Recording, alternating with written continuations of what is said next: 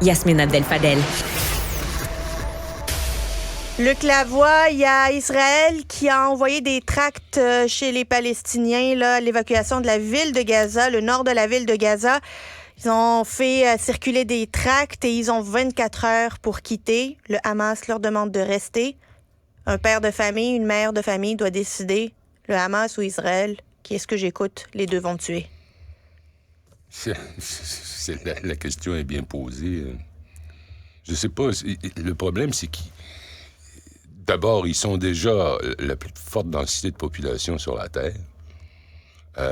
On leur demande 1,1 million de personnes de se déplacer, soi-disant, vers le sud, où, on ne le sait pas exactement, sans nourriture, sans électricité, sans médicaments, sans hôpitaux, sans quoi que ce soit. Alors, tu te déplaces vers ça. Tu t'en vas de toute façon, ultimement, vers la mort. Si t'es pas nourri, puis que t'as pas de soins hospitaliers de base... T'as pas d'eau. T'as pas d'eau, t'as rien. Alors, c'est hier soir, il devait être... Je l'ai vu en direct, il devait être quelque chose comme 22h, 22h30. L'armée israélienne a envoyé ces fameux tracts que tu mentionnais, qui disaient... L'armée israélienne ordonne l'évacuation de tous les civils de la ville de Gaza et de leur domicile vers le sud pour leur propre sécurité et protection. Les civils devront se rendre dans le secteur au sud de Wadi Gaza et vous ne pourrez pas retourner chez vous tant qu'il n'y aura pas d'annonce en ce sens. Alors... Les images sont d'une tristesse, mais d'une tristesse. C'est un amas de gravier, là, Luc. Oui, c'est ça, mais en même temps, c'est avec la poussière qui lève de partout. Parce que, attends, j'avais le chiffre ici. Ils ont envoyé 6000 bombes depuis le début de la guerre. Je parle d'Israël sur Gaza. Soit 4000 tonnes d'explosifs depuis samedi dernier. Alors, c'est de plus en plus... Ce n'est plus une ville, c'est un amas de ruines. C'est une morgue à ciel ouvert? C'est de plus en plus une morgue à ciel ouvert. On dit qu'à l'heure actuelle, il y a eu les frappes israéliennes massives ont fait 1417 morts. Et plus de 500 sont des enfants de moins de 18 ans. Et parfois beaucoup plus petits que ça encore. 423 000 Palestiniens qui ont été déplacés. Mais tu comprends? Mais cette bande de Gaza a 38 km de long. Alors, quand tu dis qu'ils sont déplacés, il n'y a pas beaucoup d'espace pour se déplacer. Alors, ils fuient dans un coin où il semble y avoir moins de bombes, puis ils repartent dans l'autre direction où ils pensent qu'il y a moins de bombes. Puis là, tout à coup, ils savent plus où aller du tout. Puis tu as le Hamas qui les encourage à rester là, en d'autres mots. Soyez des martyrs pour la cause, parce qu'évidemment, si vous restez là, où ils vous ont dit d'évacuer, vous allez y passer, là, parce que c'est clair qu'ils préparent une opération terrestre d'une forme ou d'une autre. Je ne suis pas sûr laquelle des formes.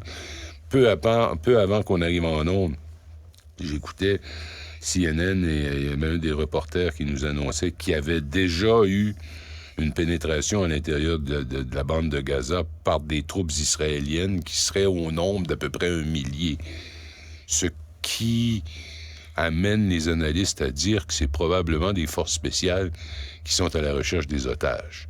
1000, c'est pas une invasion, ça, mais c'est quand même un grand nombre de soldats. C'est comme assez gros pour pas que ça passe pas inaperçu, mais encore trop petit pour parler du début de vraiment l'invasion terrestre. Oui, tout à fait. Ça a l'air vraiment d'un déploiement de forces spéciales israéliennes. Ils sont connus pour être absolument incroyables, les forces spéciales israéliennes, et possiblement des forces spéciales de d'autres pays, dont le Canada.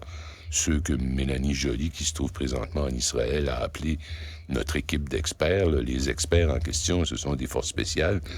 Les forces armées canadiennes sont de moins en moins prises au sérieux à l'échelle internationale, sauf quand on parle des forces spéciales canadiennes.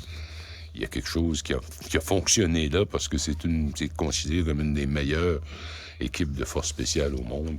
Là, il commence à y avoir cette rumeur, là, notamment sur les réseaux sociaux, sur l'utilisation par Israël sur la bande de Gaza de bombes à base de phosphore blanc. Oui. C'est quoi ça, là?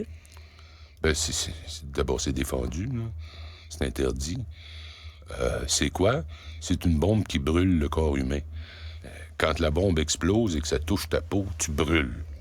Tu meurs d'une façon extraordinairement atroce. Tu brûles. Le phosphore brûle le corps humain, le réduit en graisse. Penses-tu qu'Israël l'utilise pour vrai ou est-ce que ça reste des rumeurs? Moi, j'essaie de faire attention sur le plan factuel. Ça circule sur Internet. J'ai pas encore vu de dénonciation officielle. Écoute, ça ne m'étonnerait pas, mais on va attendre de voir s'ils le font, oui ou non.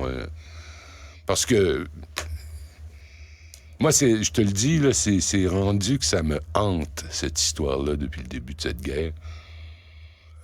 J'y pense tout le temps. Je suis de ceux qui ne voient pas de différence entre les humains, à savoir que tu sois juif, musulman ou chrétien, j'y vois aucune différence. Un humain, c'est un humain. Hey, le sang, il est rouge partout, là. Oui. Un enfant, c'est un enfant. La propagande, c'est la propagande.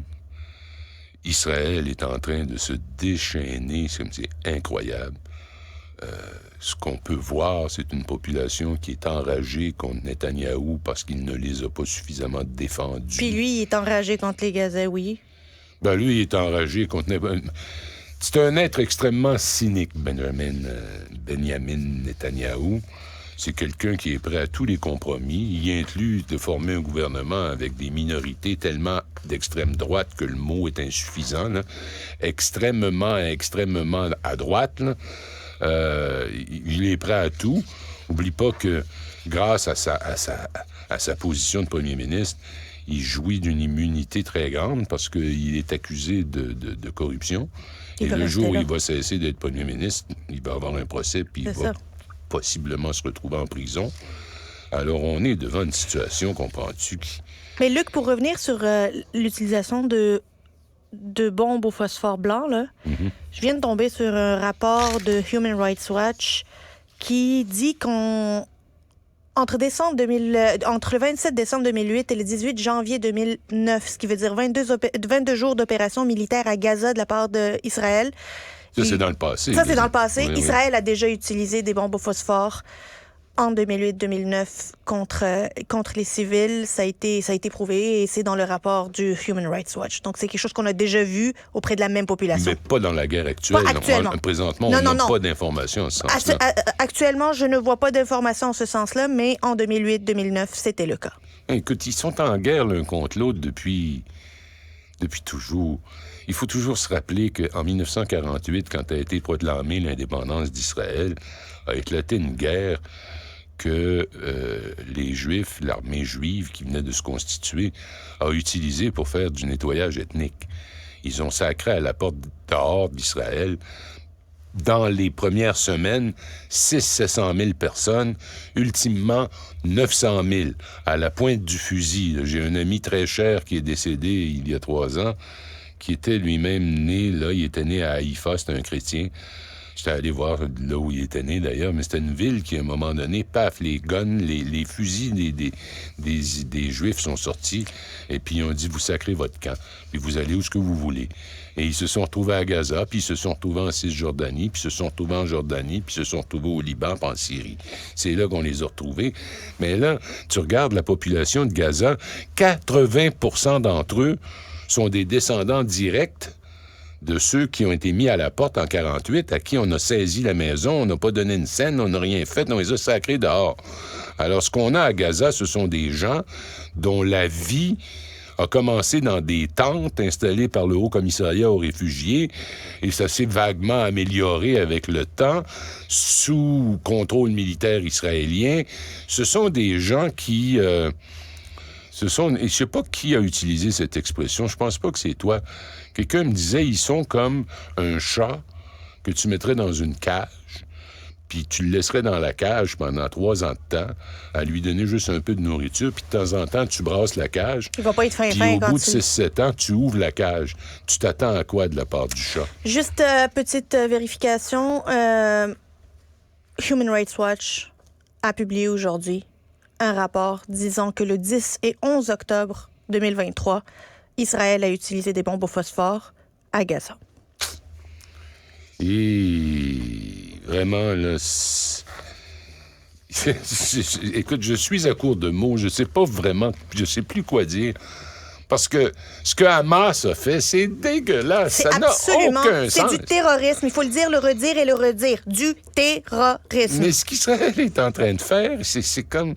J'enferme ces gens-là qui n'ont pas eu d'éducation parce qu'il n'y avait pas d'école autour d'eux, qui n'ont pas rien... Ils n'ont rien eu dans la vie. Rien. On leur a volé leur maison, ils les ont sacrés dehors.